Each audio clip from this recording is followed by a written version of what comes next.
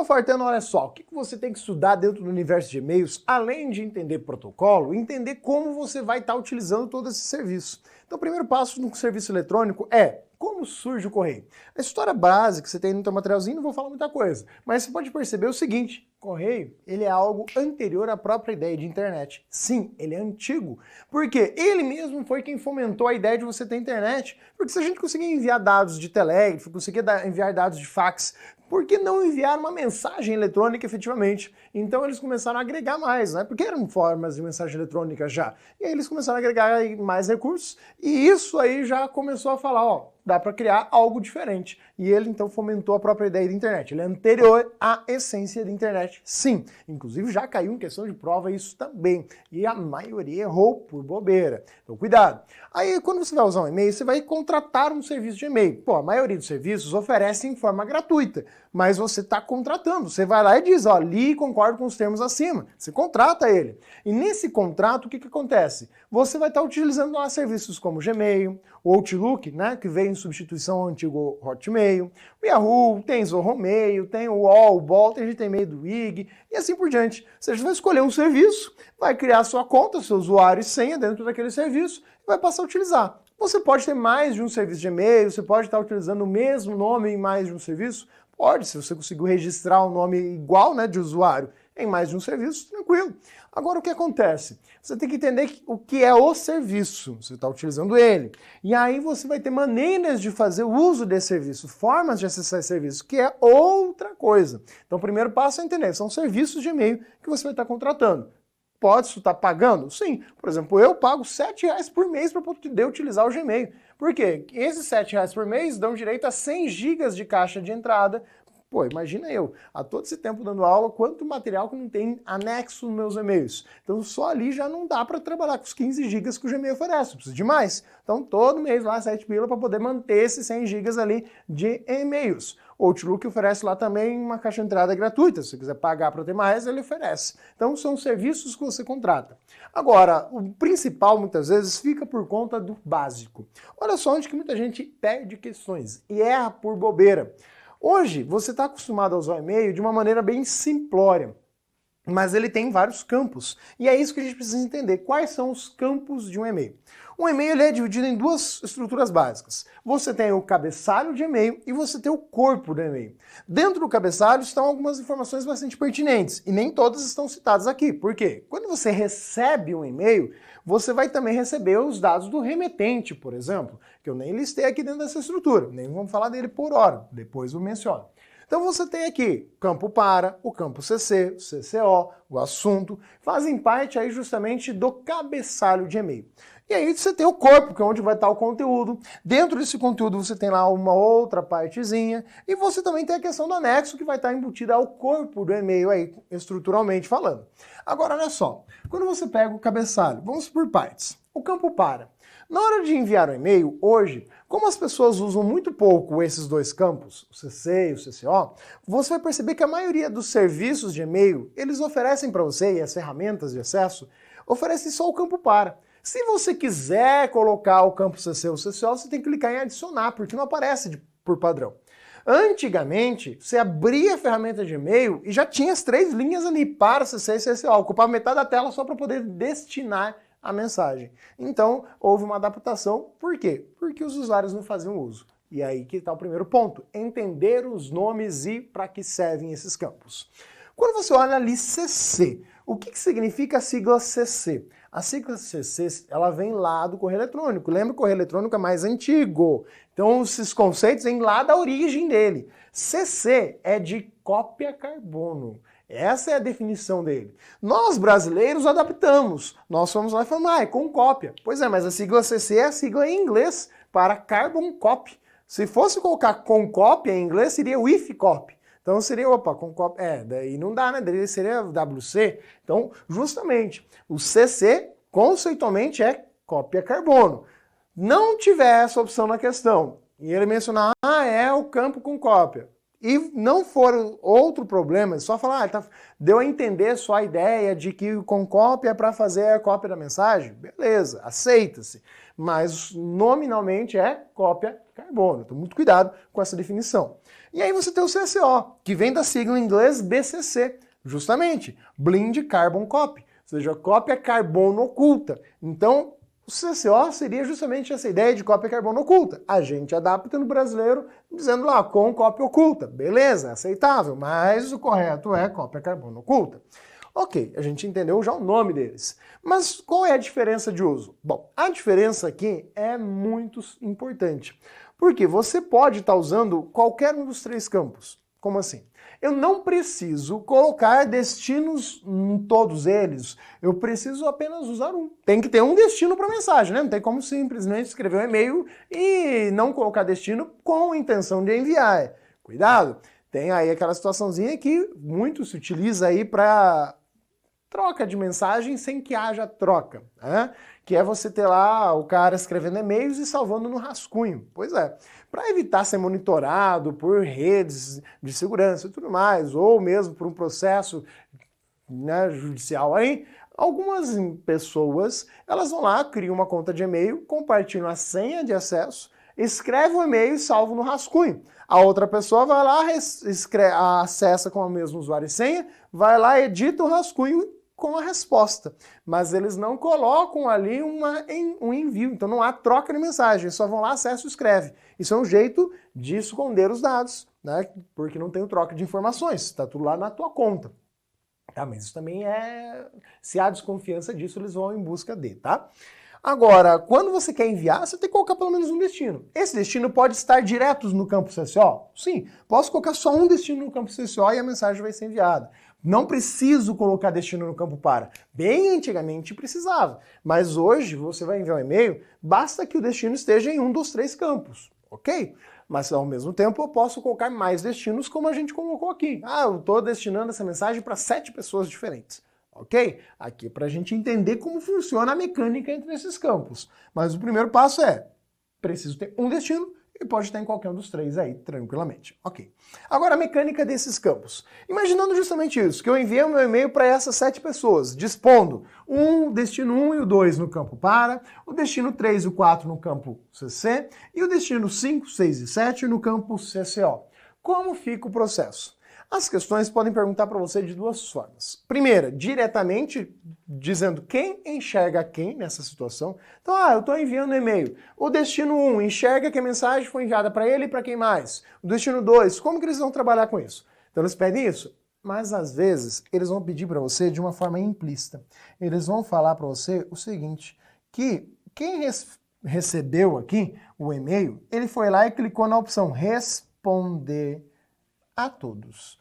É essa a maldade da questão. Então, quando você fala assim, estou clicando aqui em responder a todos, o que acontece quando eu vou em responder a todos? Beleza. Antes disso, vamos olhar direto para a coisa. Quando o destino 1 recebe, ele obviamente sabe que ele recebeu, porque ele está recebendo, e que o destino 2, 3 e 4 também receberam mensagem. Legal. O destino 2 sabe que ele recebeu, mas ele também sabe que o 1, 3 e 4 receberam mensagem. Assim como o 3 sabe que ele recebeu e os 1, 2 e 4 receberam além dele. Assim como o 4, ao receber, sabe que o 1, 2 e 3 também receberam essa mensagem. E aí você percebe justamente esse aspecto. Quando você olha para essas 4 primeiras situações, o 1, 2, 3 e 4 sabem que 1, 2, 3 e 4 receberam a mensagem. Então, olhando aqui para a sua disposição de e-mails, você fala, não tem diferença prática. Não, prática não. Em termos práticos, tanto 1, 2, 3 e 4 vão saber que os 4 receberam a mensagem. A diferença entre o campo para e o campo CC é conceitual. Qual que é a diferença? O campo para, teoricamente, é o seu real destino da mensagem. É quem você espera que responda a sua mensagem. O campo CC é quem você está copiando na mensagem, é quem você está tornando ciente. São testemunhas. Podem vir a responder? Podem. Mas você, quando colocou eles ali, você está ali com aquela ideia. Olha, é só para te avisar que eu fiz a comunicação com o destino 1 e 2. Se você quiser responder, tudo bem, mas não tenho a expectativa que você responda. É por isso que você coloca no campo CC, só para isso. Então a diferença entre o par e o CC é interesse, é conceitual, porque na prática são iguais. Quem vê quem. Agora, o detalhe é o campo CCO. Quando a gente olha para o campo CCO, qual que é a ideia? Que os destinos listados neste campo não serão vistos pelos demais usuários, inclusive aqueles que estão no mesmo campo. Então, quando o 5 recebe, ele sabe, obviamente, que ele recebeu. Mas o 5 só vai saber que o 1, 2, 3 e o 4 receberam além dele. O 5 não sabe que o 6 ou o 7 receberam essa mensagem, mesmo estando no mesmo campo.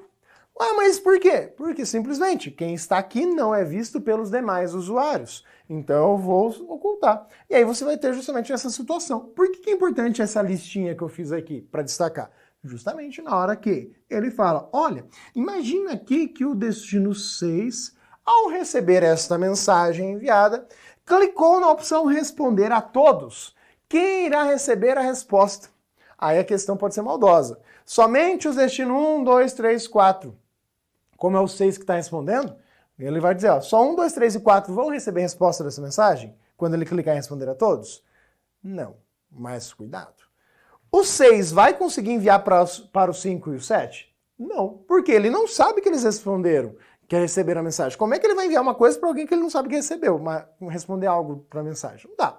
Mas por que não? Porque quando você clica em responder, você tem que lembrar que além de você responder aos que você conhece, aos destinos conhecidos, tá? Então aqueles que você sabe que receberam a mensagem, você também vai estar respondendo essencialmente ao remetente da mensagem. Afinal, você está respondendo. Então o remetente vai receber essa resposta, assim como o 1, 2, 3 e o 4 vão receber. O 5 e o 7 não, porque o 6 não sabe que eles receberam anteriormente a mensagem. Por outro lado, um cuidado. Ao fazer isso, o 6 estará se acusando. O 6 vai estar mostrando para os destinos 1, 2, 3 e 4 que ele também tinha recebido aquela mensagem e que tinha recebido ela como cópia oculta. Por isso não tinham visto ele lá até então. Mas o 1, 2, 3 e 4, eles não enxergam o 5, nem o 6, nem o 7. Por que eles não enxergam esses caras? Porque eles estão ocultos dos demais. Então essa é a ideia do campo CCO. É para isso que ele vai servir. Bom, então essa é a sua mecânica e é uma das formas que eles trazem nas questõezinhas a respeito disso. Além disso, você tem lá o campo assunto. E por que eu coloquei o inglês dele aqui, o subject? Quando você vai lá no Word, por exemplo, quando você vai lá no Writer, no editor de texto, de modo geral, e você cria um link, e escreve um link, por exemplo, para e-mail. Você digita o e-mail lá no Word e aperta espaço, automaticamente o endereço do e-mail vira um link. Só que ele vira um link do tipo mail to. Esse mail to, o que ele vai fazer? Ele vai ter lá a opção de você colocar um assunto. Então, se você selecionar ali o endereço de e-mail e apertar o Ctrl+K, tanto no no Word como no Writer, você vai editar o link. E ao editar o link, você tem a opção, como é um link para e-mail, de colocar o assunto, ok? Aí lá dentro do editor de texto vem uma outra perguntinha do tipo, o que acontece se eu seguir o link de e-mail? Aí lá, quando você clica em seguir o link de e-mail, ele vai abrir o cliente de e-mail que está definido por padrão no seu computador. Já vamos falar do cliente de e-mail. Mas o que interessa é a questão de seguir um link de e-mail. Abre por padrão cliente de e-mail. Se naquele link foi definido o subject, já vem aqui no cabeçalho da minha escrito o subject que estava lá pré-definido por você quando criou o link. Assim como o e-mail que estava no próprio link, que é ali também indicado, automaticamente vai ser disposto no campo para dessa mensagem. Então a ideia do link lá do Word é importante você testar e fazer para poder ver como é que funciona. Agora, perguntas de prova sobre o assunto. Preciso escrever o assunto na mensagem? Não, não é obrigatório. Eu posso enviar uma mensagem sem ter assunto? Pode, desde que tenha alguma coisa no conteúdo. Posso fazer o contrário, enviar uma mensagem sem conteúdo e que tenha só o assunto. Agora, enviar sem assunto e sem conteúdo é meio chato, né? Mas e se tiver anexo? Bom, não tem conteúdo, não tem assunto, mas tem um anexo, ok. Só que esse tipo de mensagem, ele chama muito a atenção do serviço de e-mail, que pode ter um serviço anti-spam, um anti-malware, que vai estranhar esse conteúdo. Por quê? Para falar uma mensagem sem assunto, sem conteúdo e com arquivo anexo, pode ser um spam, pode ser um malware, então é muito provável que ela seja uma mensagem barrada. Então, um certo cuidado. Além disso, o que você vai observar? Quando você usa alguns recursos do tipo responder a todos ou encaminhar, aparecem algumas coisas aqui no assunto. No começo dele, por exemplo, quando você clica em responder, aparece lá um RW, dizendo que você está respondendo o e-mail, e aí o assunto da mensagem recebida é colocado aqui por padrão. Quando você clica em encaminhar, aparece lá o FW no começo, e o assunto da mensagem recebida é colocado ali. Mas eu sou obrigado a manter isso daí? Não. Você pode chegar ali e falar, não, eu quero apagar isso aqui, não quero que apareça. Tanto que tem serviço hoje que nem coloca mais. Mas é uma regrinha importante. Então, o assunto pode ser editado? Pode, tranquilamente. E aí vem outra situação. E quando eu clico em encaminhar? Quando você clica em encaminhar, você tem que entender que todos os dados do cabeçalho do e-mail, eles vão ser levados também junto para o e-mail encaminhado. Então, se você é um desses destinos, por exemplo, imagina que você é aqui o destino 4 e você clica em encaminhar essa mensagem. Ao encaminhar a mensagem e simplesmente clicar, vou encaminhar. Todo esse conteúdo aqui que você sabe, né? O CC você não sabe. O para, o CC, o assunto da mensagem vão ser colocados na mensagem a ser encaminhada para passar essa mensagem adiante. Então tem essa caracterização dentro do processo. Então muito cuidado com isso. Então ele vai colocar lá. Só que você pode editar, você pode apagar. Assim como ao encaminhar, o conteúdo vai ser colocado lá, assim como ao encaminhar, o anexo ou anexos serão colocados na mensagem encaminhada. Mas tudo isso é editável, você pode alterar aí o conteúdo antes de fato, enviar para os destinos que você for listar. O importante é só lembrar que isso aqui vai lá dentro do e-mail, sem que às vezes você perceba. Por isso que muitos spams mencionam essa ideia. Que olha, você tem que encaminhar a mensagem para os seus contatos, porque eles querem que isso aqui seja levado para dentro do e-mail para ser passado adiante. Então, muito cuidado. Agora, dentro do corpo do e-mail, no que tange aí a principal parte, que é o conteúdo do e-mail. O conteúdo do e-mail ele pode estar com 3 estruturas básicas. Você pode escrever um e-mail texto simples, que tem lá a base do TXT, ou seja, só tem texto. Posso colocar uma figura ali, mas ele não vai mostrar a figura. Ele vai ter a figura no corpo, só não vai ser exibida. Posso ter lá um texto com formatação básica, que é a formatação RTF. Tamanho da fonte, cor da fonte, negrito, itálico, sublinhado, centralizado. É o basiquinho. Até no seu e-mail ali você tem essas ferramentas de formatação. Você está usando a formatação RTF. Aceita imagem? Sim, nesse caso a imagem aparece ali bonitinho. Mas é uma formatação básica. O TXT não mostra a imagem. Aí você também tem a opção de usar a formatação em HTML, ou escrever o conteúdo em HTML. Qual que é o ponto? Você vai perceber que todo e-mail que você recebe que está com HTML, que tem HTML, ele vem desabilitado por padrão, por questões de segurança. Porque o HTML ele pode estar vinculando conteúdo externo. E normalmente quando você recebe um e-mail marketing, no próprio Alpha quando você recebe, você vai ver que tem conteúdo que não está no e-mail. Ele traz links a vídeos, links a imagens que estão fora. E você tem que ir lá e falar, quero habilitar o HTML de fato para poder pegar o conteúdo e ver todo o conteúdo no e-mail, teoricamente, mesmo que sejam informações externas. Por que ele vem desabilitado? Para evitar que e-mails maliciosos sejam recebidos e automaticamente executados. Então, só vai habilitar o HTML de e-mails que você sabe que são confiáveis, não vai ficar habilitando de tudo quanto é e-mail.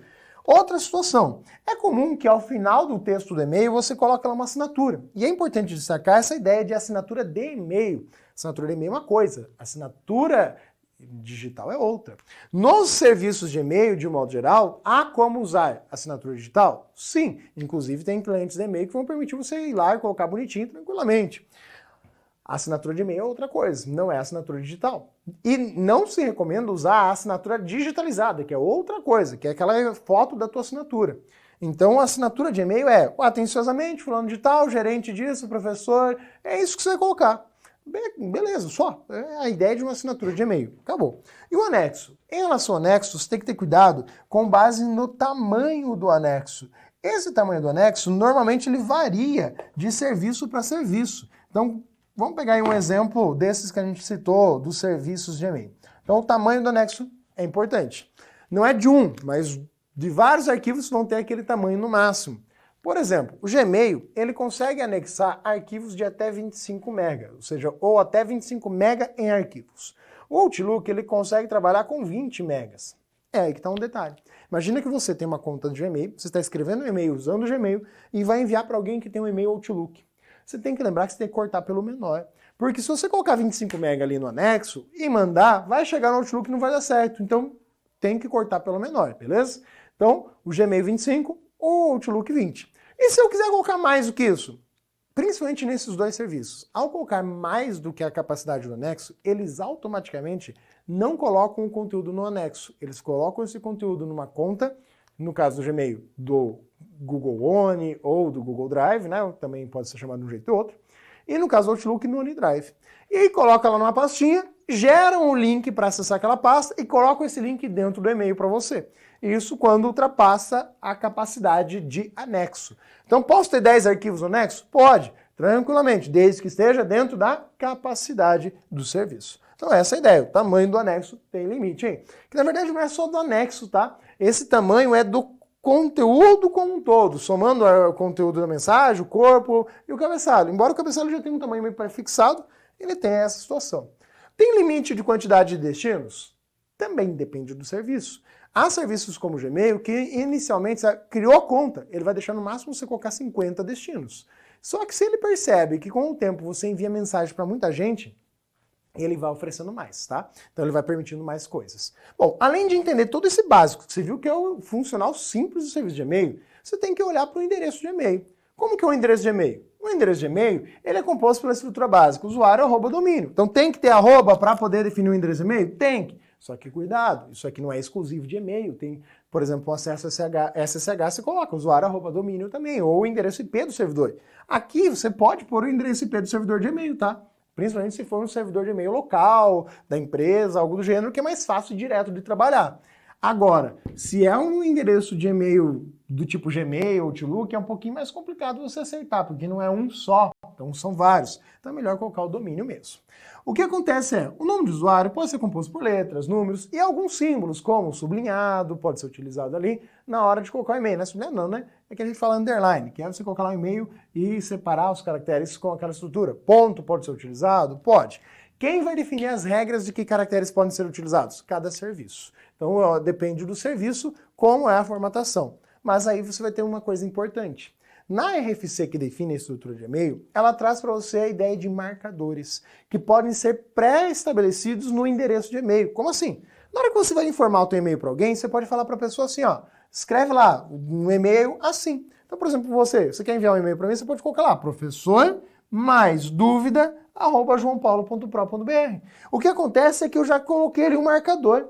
E quando a mensagem cair na minha caixa de entrada, automaticamente ela vai ser movida para a pasta de dúvidas. É para isso que serve esse marcadorzinho, para facilitar a tua organização de e-mails e até controle e outras coisas. Dá para usar para criar contas falsas em sites, tá? Você vai lá e cria, em vez de criar 10 contas diferentes, você cria uma só. Você usa só uma conta de e-mail. Você vai lá, cria várias contas nos sites, mas com um único e-mail, não com e-mails diferentes. Porque você coloca aqui mais um, mais dois, mais três, cada um vai ser visto pelo site como e-mails diferentes. Porque a maioria dos sites não tratam isso aqui, eles acham que é parte do usuário e eles não reconhecem, sendo que está bem definido na norma. Mas tudo bem. Então um marcadorzinho que você coloca. Pode ter qualquer texto aqui? Pode ser qualquer texto e esse usuário vai receber essa mensagem. Então você pode até zoar seus amigos com isso, tá? Agora, um dos pontos assim mais comuns de questões de prova, além dos campos e maneira de uso, é em relação a como você vai estar acessando o serviço. Você tem dois modos básicos que podem ser usados em paralelo ou usar um ou outro. Tudo vai depender de como vai estar configurado o cliente de e-mail. Então, quais são as duas formas funcionais? Você tem o webmail.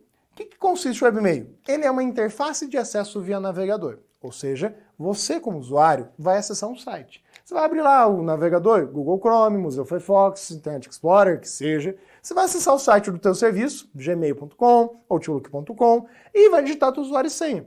Como você está acessando um site, você está usando os protocolos HTTP ou o mais comum hoje, que é o HTTPS, para comunicar-se com o site. E aí é que está o ponto. É você como usuário, tá ali como usuário, acessando um servidor web, e esse servidor web é quem vai estar conversando com o teu servidor de e-mail. Então é aqui que você tem um servidor de e-mail separado. Então o webmail é você com o site web, usando lá o HTTP ou o HTTPS como indicado. Beleza, você vê a mensagem. Mas a tua mensagem de e-mail está onde? Lá na tua caixa de entrada no servidor de e-mail. A função desse servidor web é pegar aquele conteúdo na forma de e-mail e mostrar na forma de site. É isso que ele faz. Então o webmail é isso. Por quê? Para acessar eu preciso de um computador conectado à internet ou um navegador, enquanto qualquer lugar, né? No universo desktop é mais usado essa forma. Por quê? É mais prático. Você abre o navegador, entra lá no site, digita usuário e senha, tá vendo o e-mail. Agora, no celular, isso aqui não é fácil, né? Imagina você no seu celular ficar toda hora digitando o site, digitar usuário e senha, não é visual, não é prático. Beleza, mas o que acontece? Você percebe que você está lendo e escrevendo a mensagem de e-mail. Porque quando você clica no botão enviar, não é você que faz o envio. A mensagem sai do servidor web. Quando você clicar, eu estou enviando. É ele quem vai enviar a mensagem, não é você.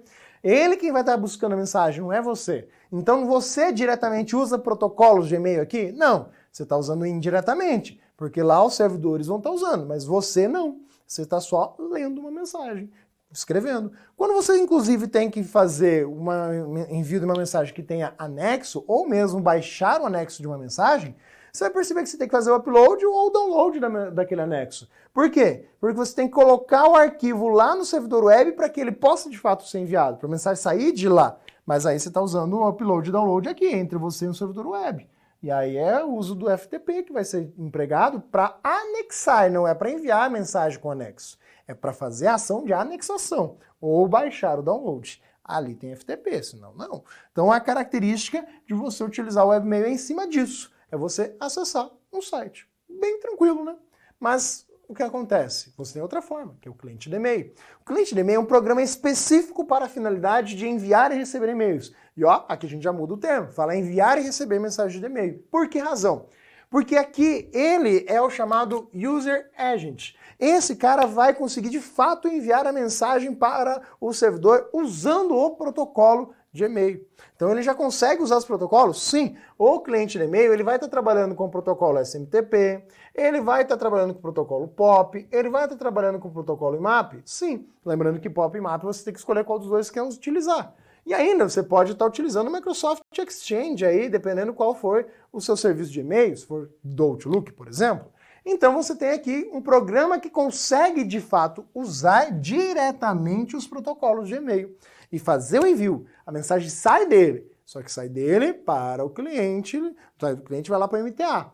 Em uma rede privada, até dá para fazer o envio da mensagem de cliente para cliente. Só que aí é uma particularidade do SMTP. É um caso bem crítico, bem específico. Então, muito cuidado com isso. O que acontece na regra geral é, você vai estar enviando ou recebendo mensagem diretamente por esse programa. Exemplos de programas que você tem.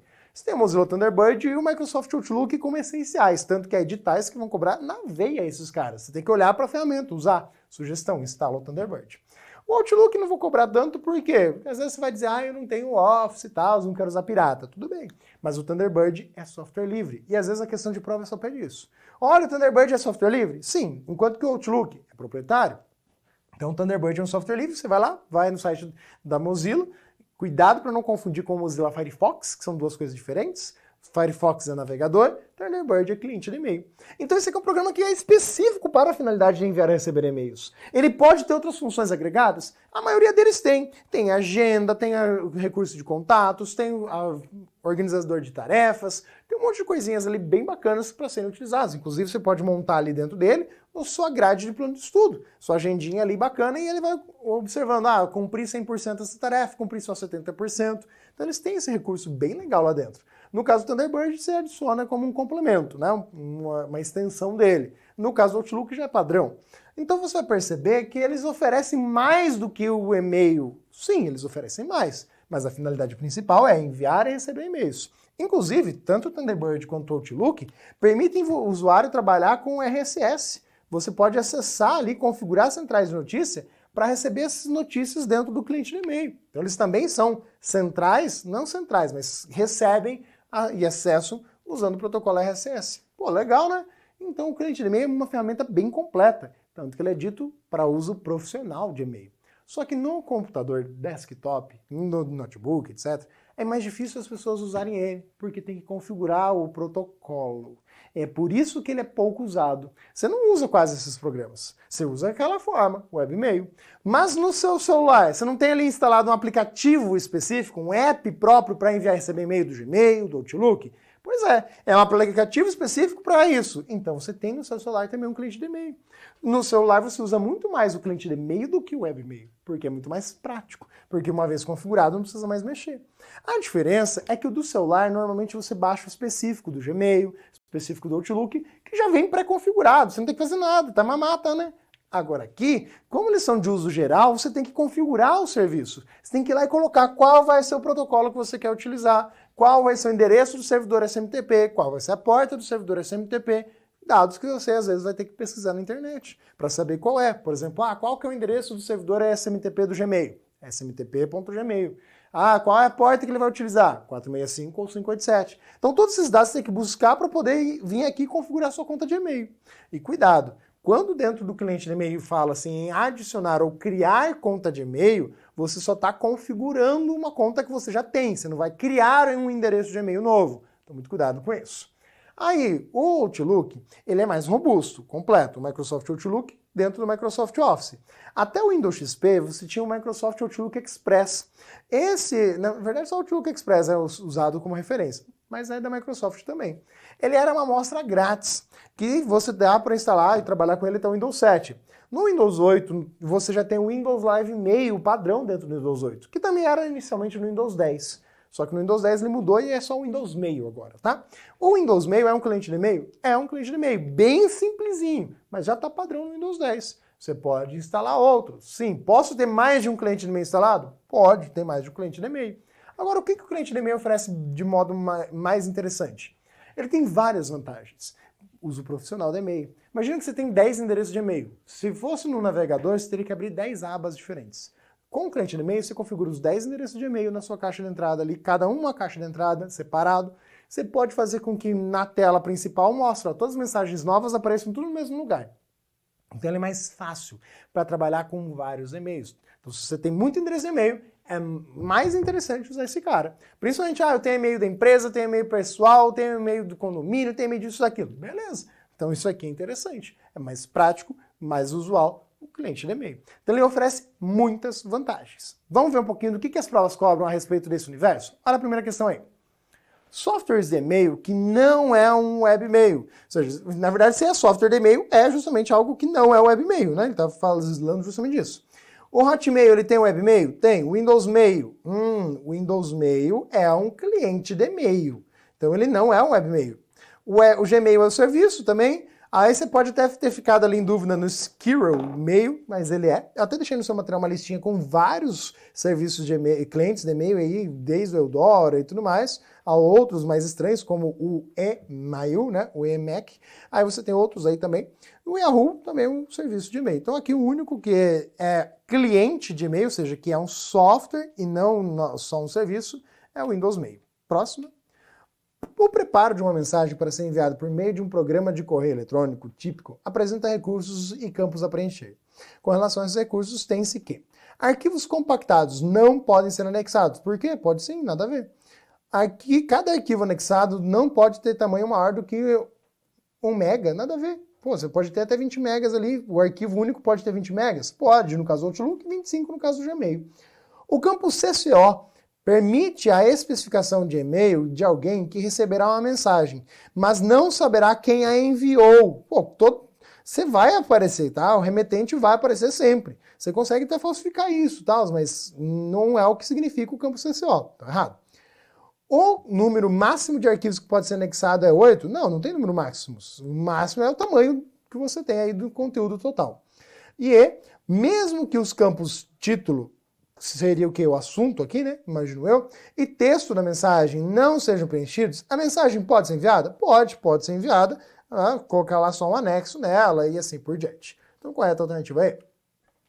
Para responder uma mensagem de correio eletrônico e simultaneamente encaminhá-la para todos os endereços de e-mail constantes no campo para e no campo cópia, né? Veja que ele coloca aqui só dessa forma, né? Então, beleza, a gente aceita.